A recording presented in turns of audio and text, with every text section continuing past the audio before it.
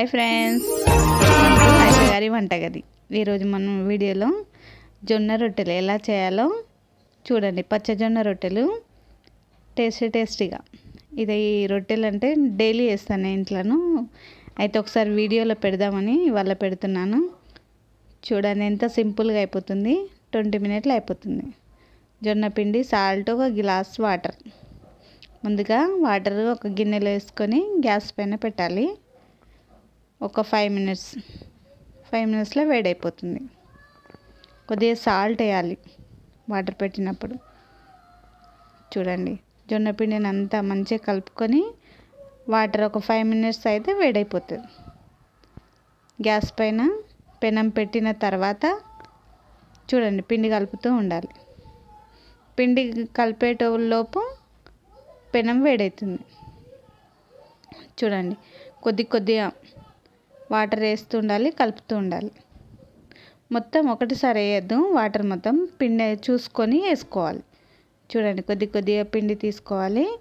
ఎంత మంచిగా చేస్తే పిండి ఇట్లా ముద్దలాగా ఎంత మంచిగా మసాజ్, అంటే ఎంత మంచిగా చేతితో మసాజ్ లాగా చేస్తే అంత స్మూత్ వస్తుంది రొట్టె. చూసుకొని చేసుకోవాలి. చూడండి, ఒక్కొక్కటి నేను ఎట్లా చేస్తున్నా, పిండి ఎంత స్మూత్ వచ్చింది. వేడి నీళ్ళతో కదా, వేడి నీళ్ళు వేస్తే అది రొట్టెలు మధ్యలో నుంచి ఇరవకుండా, అంటే డ్యామేజ్ కాకుండా ఉంటుంది. చూడండి, కొద్దిగా పిండి వేసుకుంటా ఎట్లా వేస్తున్నా అట్లా.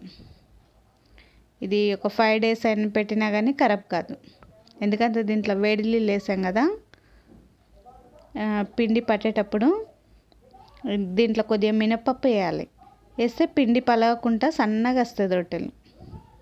అందరు బియ్యం వేస్తారు, బియ్యం వేయద్దు, టేస్టీ ఉండదు. మినపప్పు వేస్తే రొట్టె టేస్టీగా ఉంటుంది. చూడండి, పెనం మంచిగా వేడైన తర్వాత ఒక్కొక్కటి తీస్తూ ఉండాలి, పెనం మీద వేయాలి. చూడండి, నేనైతే ఇంట్లో డైలీ వేస్తాము, పొద్దున సాయంత్రం.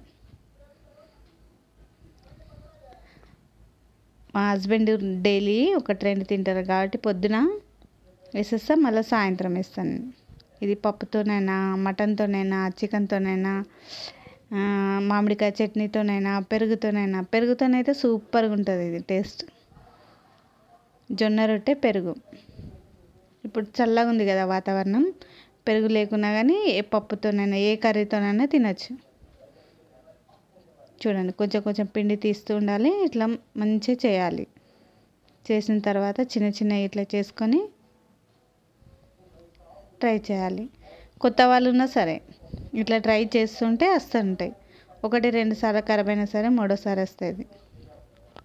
చూడండి, కొద్దిగా పిండి తీసుకొని చేయాలి. పిండి ఎక్కువ పెట్టద్దు, కొంచెం పెట్టాలి. చూడండి, నేను ఎట్లా పెడుతున్నా, కొంచెం వేసుకుంటా ఇట్లా చేత్తో చేయాలి. చూడండి, ఎందుకంటే నేను డైలీ చేస్తా కదా, నాకు అలవాటు అయిపోయింది. కొత్తగా ఉన్న వాళ్ళైతే కొద్దిగా స్లో చేయాలి. ఎందుకంటే ఇది పలిగిపోతుంది కదా, ఒక్కసారి మధ్యలో నుంచి వెళ్ళిపోతుంది, ఇది పలుగుతుంది. కాబట్టి చూసి చేసుకోవాలి. చూడండి, నేను చేతితోనే కొడతాను. దీంట్లో మినపప్పు వేస్తున్నాం కదా, రొట్టె పలగకుండా ఉంటుంది. కొందరు బియ్యం వేసుకుంటారు, కొందరు పప్పు వేసుకుంటారు, కానీ పప్పు వేసుకుంటే టేస్టే వస్తుంది. చూడండి ఎలా వేస్తున్నా. గ్యాస్ మీద అయినా కానీ నీట్గా చేయొచ్చు. వేడిది ఎప్పుడు రైస్ కాకుండా ఒకసారి ఇలా ట్రై చేయాలి. ఎందుకంటే గోధుమ రొట్టెలు అంటే ఎక్కువ తింటే వేడి కొందరికి పడాయి కదా. జొన్న రొట్టెలు ఏ ప్రాబ్లం ఉండదు, హెల్త్కి మంచిది ఫుడ్ ఇది. జొన్న రొట్టె అంటే ఏ కర్రీతోనైనా తినచ్చు. గోధుమ రొట్టె అంటే కొంచెం కర్రీ చూసుకొని చేసుకోవాలి, ఏ సెట్ అవుతుందని. జొన్న రొట్టెకి అయితే ఏ కర్రీ అయినా సెట్ అవుతుంది, చూసుకోవాలి. చూడండి, రొట్టె వేసినప్పుడే పెనం మీద అప్పుడే వేయాలి వాటర్. ఒక్కొక్కటి ఇట్లా మంచిగా ఒక సైడ్ మొత్తం అయిన తర్వాత రొట్టె తీయాలి. పచ్చిగా ఉన్నప్పుడు తీయద్దు, అది ఒక్కటి చూసుకోవాలి. మొత్తం కింది సైడ్ అయినాక తీయాలి. చూడండి, నేను ఎట్లా వేస్తున్నా. మొత్తం కింది సైడ్ అయిన తర్వాత రొట్టెని తీయాలి. తీస్తే మంచిగా అవుతుంది. మధ్యలో తీస్తే రొట్టె పలిగిపోతుంది. అది ఒక్కటి చూసుకొని చేయండి. ఇంట్లోనే రొట్టెలు బయట నుంచి తేకుండా ఇంట్లోనే హెల్తీ ఫుడ్ మంచిగా రొట్టెలు వేడి వేడి చేసుకొని తినచ్చు. చూడండి ఎట్లా వేస్తున్నా. బట్టతోనైనా, చేత్తోనైనా, చెంచాతోనైనా మీ ఇష్టం ఎలా అయితే అలా. మంచిగా కావాలంటే బట్టతోనే అవుతుంది.